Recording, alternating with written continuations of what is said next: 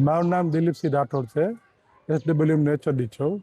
અત્યારે મને શક્તિ plot 11 નંબરમાંથી message આવ્યો હતો કે ભાઈ એક નાનો છોકરો ટ્રેક્ટર લઈને આવ્યો છે, એનો કચરો બી નીચે પડી ગયેલ છે અને કહેવા છતાં કચરો ઉપાડતા નથી. ફરિયાદ મળતા તાત્કાલિક હું સ્થળ ઉપર આવેલો છું. એના ટ્રેક્ટર નંબર છે MP11ZA2608. એ ડ્રાઈવરને પૂછવામાં થતાં એમ કીધું કે મારી પાસે ડ્રાઇવિંગ લાઇસન્સ છે નહીં. આ જે ટ્રેક્ટર હલાવે છે એ બીજા ભાઈ છે, એ કોઈ કારણસર બહાર ગયા એની બદલે આવ્યો છું. પછી મેં એને કીધું કે તું તારાથી નીકળાતું જ નથી એમ. તો કે અમને ઉપરથી કીધું કે તું અત્યારે લઈને જા. એટલે અત્યારે એમ ટ્રેક્ટર સ્ટોપ કરી દીધું છે અને એનું લાઇસન્સનું વિગત માંગી, પણ લાઇસન્સ એની પાસે છે નહીં. એટલે એજન્સીના સુપરવાઇઝરને બોલાવેલ છે હાલ. અત્યારે આ એજન્સી છે Shriji agency, door to door જે કલેક્શન કરે છે અને એનું અમદાવાદનું છે, રમેશભાઈ નામ છે. અને એના લગભગ 32 ટ્રેક્ટર કામ કરે છે. તો અવારનવાર આવી ફરિયાદ કન્ટિન્યુ ચાલુ જ હોય છે. એટલે અમે અત્યારે અલગ અલગ સ્થળે રૂબરૂ જઈ અને આવી ફરિયાદ હોય તો એનો તાત્કાલિક નિકાલ કરવા યોગ્ય કરીશું. એમાં એવું છે કે જે સાંકડી શેરી રહી ત્યાં આનું ટ્રેક્ટર જઈ શકતું નથી.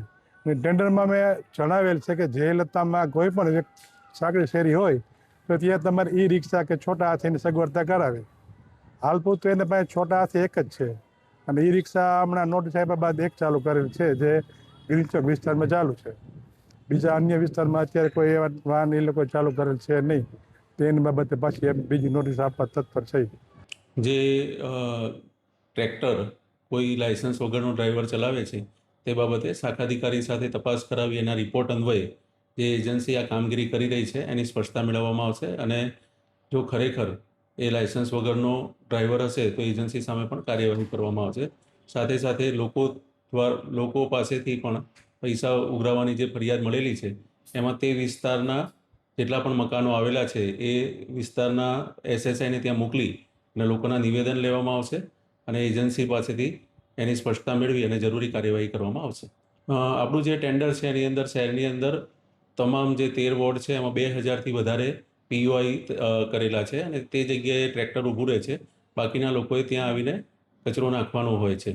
હવે વધુ સઘન બને એના માટે અમે એજન્સીને ડબલ POI કરવાનું નક્કી કરેલું છે અને આગામી સમયમાં એજન્સી દ્વારા લગભગ 4000 જેટલા POI નક્કી કરવામાં આવશે અને ત્યાં ટ્રેક્ટર ઊભું રહેશે. એટલે જે શેરીઓની અંદર ટ્રેક્ટર નથી જતું તો થોડું વધારે નજીક જશે. સાથે સાથે જે શેરીઓમાં જતું જ નથી ત્યાં માણસ મોકલી અને એ કલેક્ટ કરી આવે એવી પણ એજન્સીને સૂચના આપવામાં આવશે. શક્તિ પ્લોટ 11 અને આ ટ્રેક્ટર વાળા છે ને બધાયના બાંધા છે. આટલામાં જેટલા એરિયામાં માણસો રહે છે ને એના બધાયના બાંધા છે. કેટલા રૂપિયા બાંધ્યા? 100 રૂપિયા બીજાના લે છે. મારી પાસે 200 માંગ્યા હતા. આ ડોર ટુ ડોર વાળા આવે એ લોકો નથી લેતા, હા જ લે છે.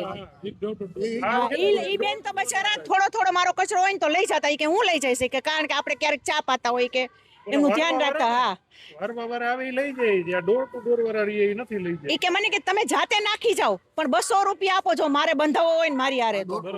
હા, તો બધાયના 100 લે તો મેં કીધું હું 100 આપીશ, હું 200 શું કામ આપું કીધું. બરોબર. તો તમારા મગજમારી થઈ તો હું તો પછી કચરો નાખી જાઉં છું.